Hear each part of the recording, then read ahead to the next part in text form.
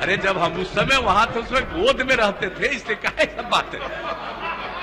हम गोद नहीं उठाए हैं, हम गोद नहीं उठाए हैं। बैठो बैठो बैठो। आपको भी लोगों ने शांति से सुना है, आप भी सुने, बैठ जाएं। अब जो बात हमने तो लोगों की आमदनी का और राज्य की प्रगति का बता दिया, लेकिन इसके अलावे और एक एक चीज देख लीजिए ना भाई। सड़कों शांति बनाए रखिए, बैठे बैठे कोई माननीय सदस्य नहीं बोलेंगे। बिहार में पहले कितना पुल था भाई, अब कितना सड़क था, क्या स्थिति थी, अब कितने सड़क का निर्माण हुआ, कितने पुल पुलियों का निर्माण हुआ, लोगों को सुविधा हुई, आबादी बढ़ रही है, व्यापार बढ़ रहा है, हर तरह से व्हीकल्स कितने बढ़ रहे हैं। तो एक एक चीज के लिए अब एक एक चीज में वृद्धि हो रही है। और उसके बाद हम लोगों ने क्या कह दिया है भाई कि और भी जो उस समय साथी थे, अरे पूछ लीजिए ना, तो उसी समय तो कर दिया था कि 6 घंटा में दूर दराज इलाके से पटना पहुंचना है, ये लगभग लक्ष्य पूरा हो गया। अब आगे का लक्ष्य क्या रख दिया था, 5 घंटा में पहुंच जाए। और उसके लिए एक एक काम जो शुरू हुआ, आज उस काम को और कितना आगे बढ़ाया जा रहा है। हर तरह का काम हो रहा है भाई, एक एक चीज काम हो रहा है। बोलने के लिए स्वतंत्रता है, लेकिन सच्चाई कुछ और है। भूलना नहीं चाहिए कि हर तरह से काम हुआ है। आप एक बात जान लीजिए, जो भी सड़क हो रहा है, सड़कों की मरम्मत की जिम्मेवारी हर तरह से उन लोगों को मरम्मत करके रखना है, सड़क हो या पुल हो। हम लोगों ने नियम बना दिया है, अब ऐसा कुछ नहीं है। आप समझ लीजिए कि सड़क और पुल का, और जान लीजिए, अरे भाई आप एक बात हम कहें, बहुत लोग नए जीत करके आए हैं, जरा सुन लीजिए। लोक शिकायत निवारण कानून कब से शुरू किया है?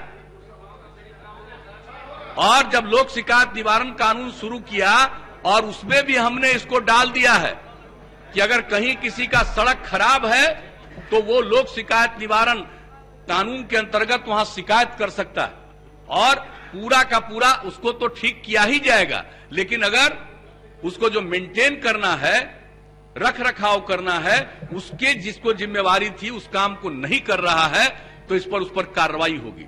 और एक बात जान लीजिए, हम अब इंजीनियरिंग डिपार्टमेंट्स को बार बार समझाते समझाते हमने कह दिया है कि निर्माण का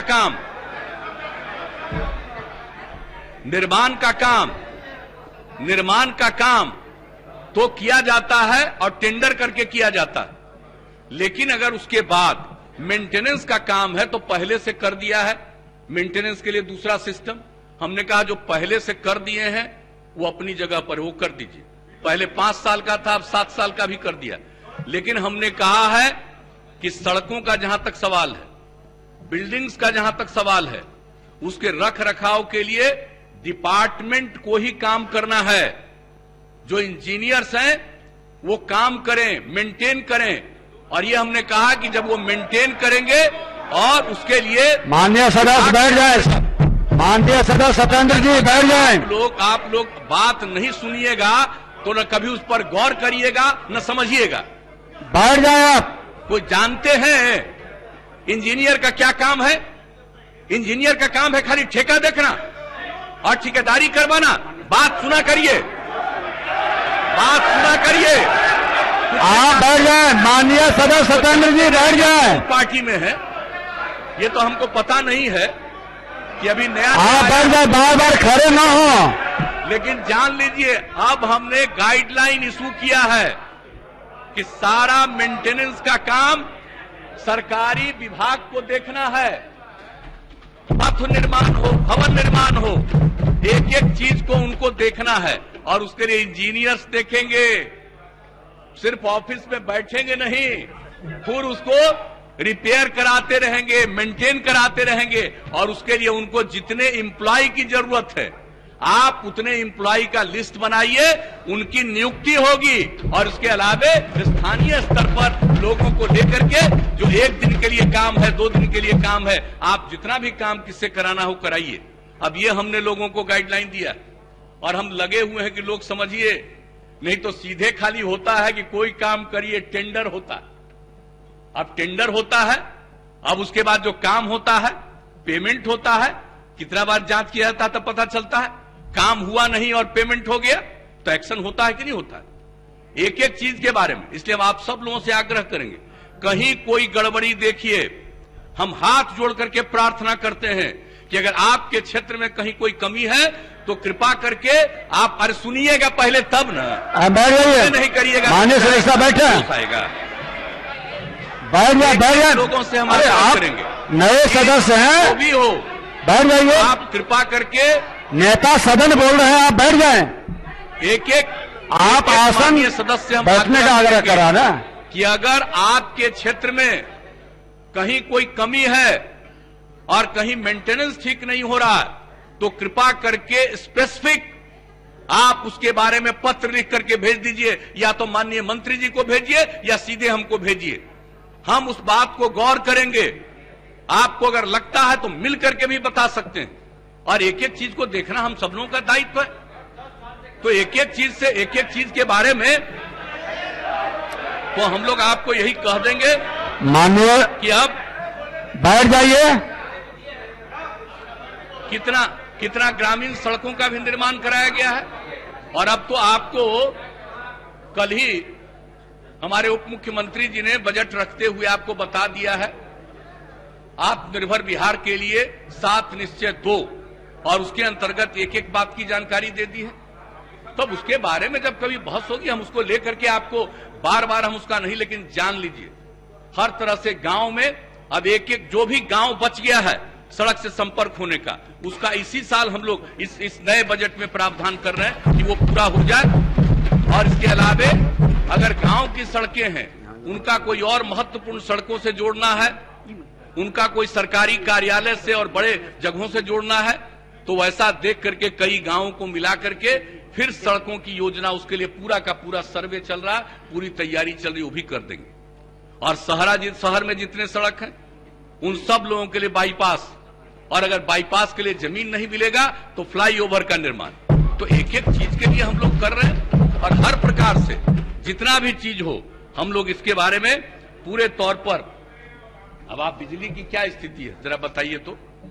कहते कि कुछ काम नहीं हो रहा है, तब पहले जब है तो थे क्या, बिजली थी गांव में, स्थिति थी।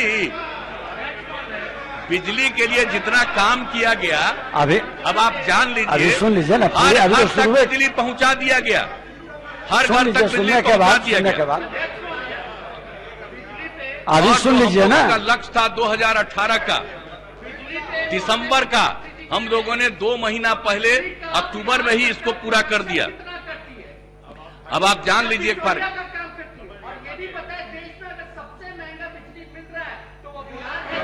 अभी सुन लीजिए, बड़ा अच्छा, अभी आपको बता देते हैं, अब एक एक बात आपको बता देते हैं। ध्यान से सुनिए, बैठ जाइए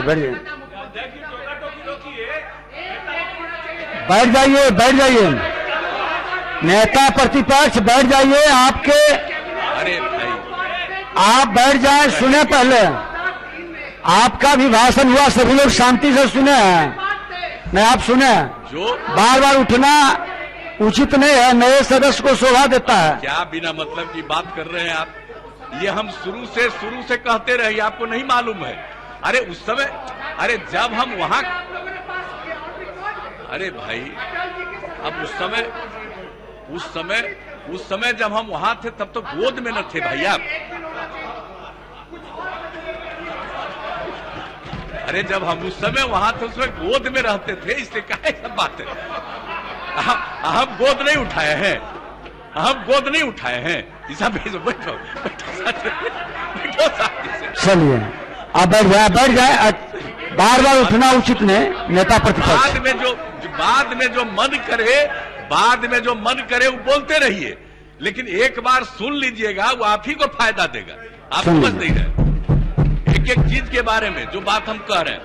अब आप बिजली के बारे में समझ लीजिए, क्या था भाई, जब हम लोग आए थे तो उसमें कितना बिजली की खपत थी बिहार में, 700 मेगावाट, और आज बिजली की खपत कितनी हो गई है, आज बिजली की खपत हो गई है, इतना ज्यादा हो गया है कि 5900 मेगावाट से भी ज्यादा, 5932 मेगावाट बिजली की खपत हो गई। ये जरा जान लीजिए। हर लाइव बिहार यूट्यूब पर सब्सक्राइब और फेसबुक पर लाइक जरूर करें।